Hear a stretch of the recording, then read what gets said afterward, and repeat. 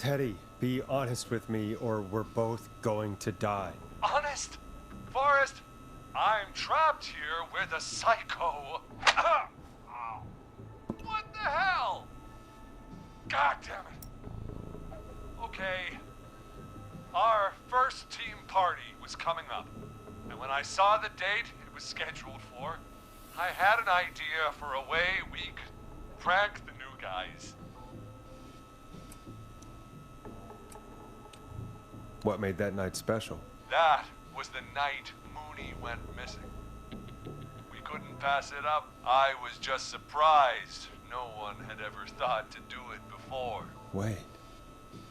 You mean this was the first whistling night?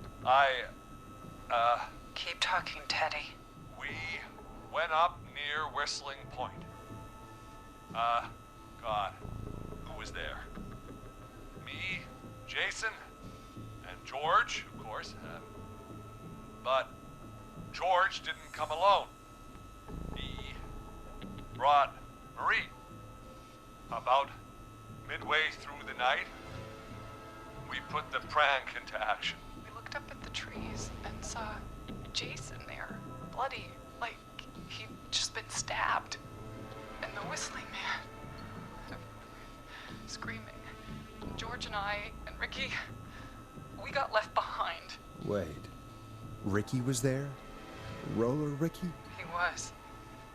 And he was in on the whole thing.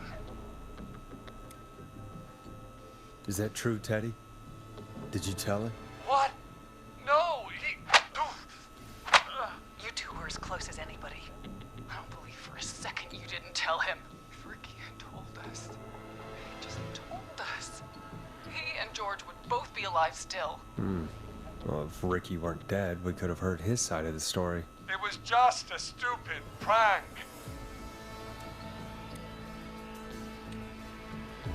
How can you still say it was just a prank? Oh, come on. God damn it. You made George think Jason had been murdered. He thought his best friend was dead. And so tonight you stabbed him for real? It's the role he wanted to play. Jason's still alive, Marie. He was with a friend. We talked her through how to stop the bleeding and got him professional help just in time. Oh. Well, shame he didn't have the good sense to die earlier. He's gonna regret that. Enough about him. Me and George took off running, but somehow we got separated in the woods. I ended up near the bottom of Whistling Point, and when I noticed George wasn't with me, I panicked. And then, I don't know how he snuck up on me, but the whistling man grabs me.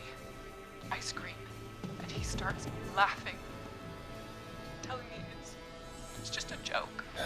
I can stall for time here. Tell me, what happened next? I suddenly recognized it was Chuck. Chuck Brody. It was the whistling man. Laughing away. But then he stops. And he's looking up.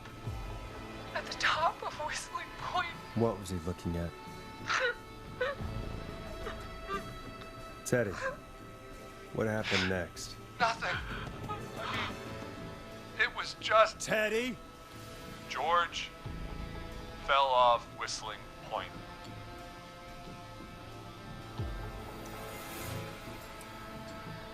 Why'd he fall, Teddy? He just... You pushed him. You were up there. You were dressed as the whistling man too, and I didn't push him, God damn it!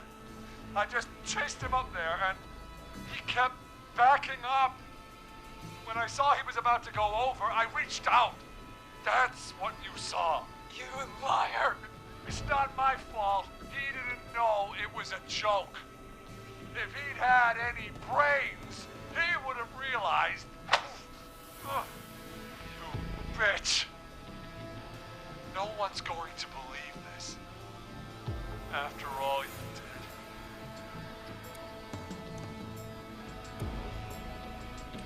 I believe her. You... What?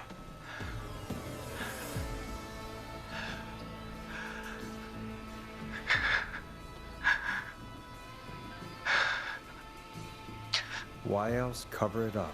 My future was at stake, Nash. You know what it's like. People like us are bred for bigger things. I'm going to be the mayor of this town, Forrest. And then governor. And then, who knows?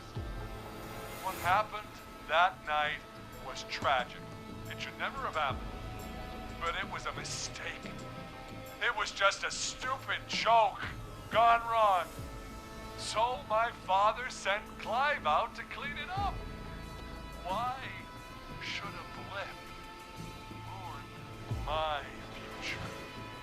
George was a blip? He wasn't a blip, Marie. His father covered it up from there. I searched for George's body all night, but... You never found his body, Marie? I looked all night. Jogger found him the next morning, washed up on the river. Instead of telling the truth, she lied. She said she found him in the reservoir. Our jazz runner, Sandra Sharp. Guess we'll never learn why she lied now. Everyone was in on it, Forrest. Even the coroner wrote a fake report. Said George was drinking, that he just got himself into trouble. And Fake report? I only heard the tapes. you'd be disgusted by it. If Dr. Sullivan had survived, then maybe... There's no excuse for what she did, Forrest. I did my part. I tried everything I could think of. I even went to the newspaper, but no. That coward killed the story. But Maurice Russell is dead now.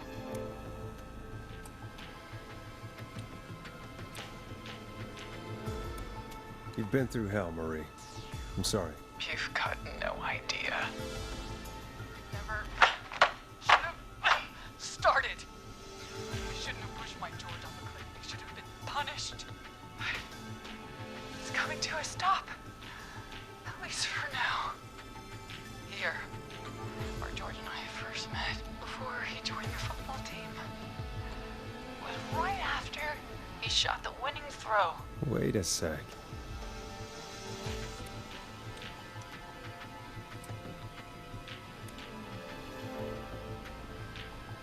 You're at the football field. Jesus Christ! Forrest, you idiot! We're in the gym at Gallows Creek High! I told you not to do that. Wait! He's... dead too now, isn't he? He is. Anyway, I think that about wraps up the interview with Teddy. So... Marie? Where? Oh my god. Peggy! Teddy! Peggy. It's been so long since I've seen your face. I worried you wouldn't come. And here I was, thinking you'd forgot me. I'd never forget my own sister. Forrest seems lost for words when I explain. Peggy? Earlier, while you were speaking to Jason, I got a call. Do you remember?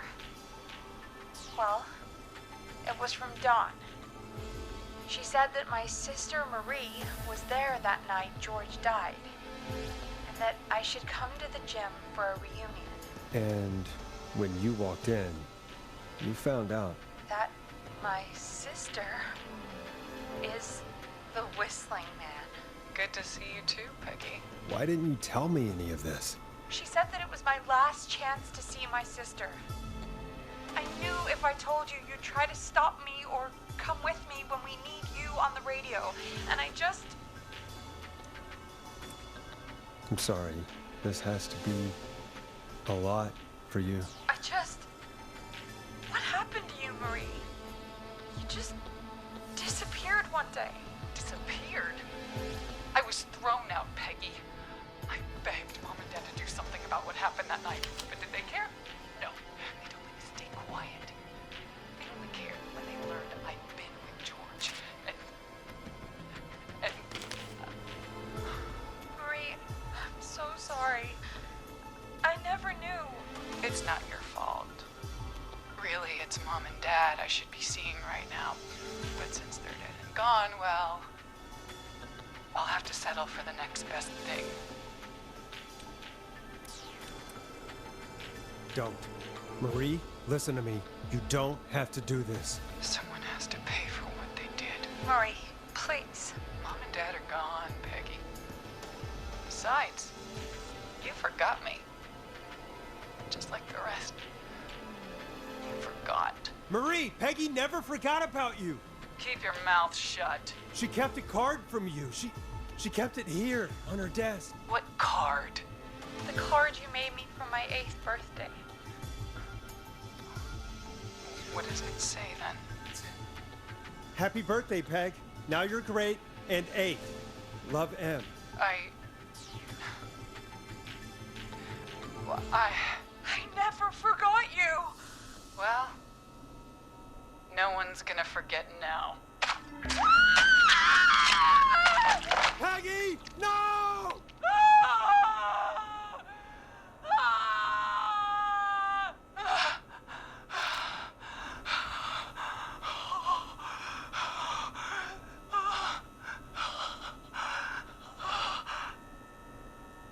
Henry, kill him.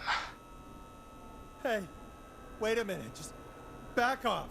Don't come any closer.